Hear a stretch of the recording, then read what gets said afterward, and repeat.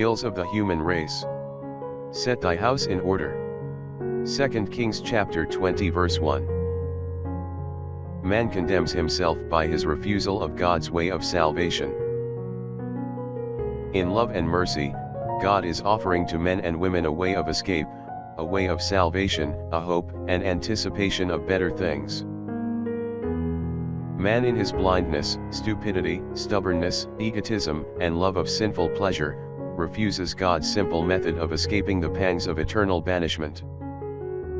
Suppose you were sick and called a doctor who came and gave you a prescription. But after thinking it over you decided to ignore his advice and to refuse the medicine. When he returned a few days later, he might have found your condition much worse. Could you blame the doctor? Could you hold him responsible? He gave you the prescription, he prescribed the remedy. But you refused it? Just so, God prescribes the remedy for the ills of the human race. That remedy is personal faith in, and commitment to, Jesus Christ. The remedy is to be born again. If we deliberately refuse it, then we must suffer the consequence, and we cannot blame God. Is it God's fault that we refuse the remedy?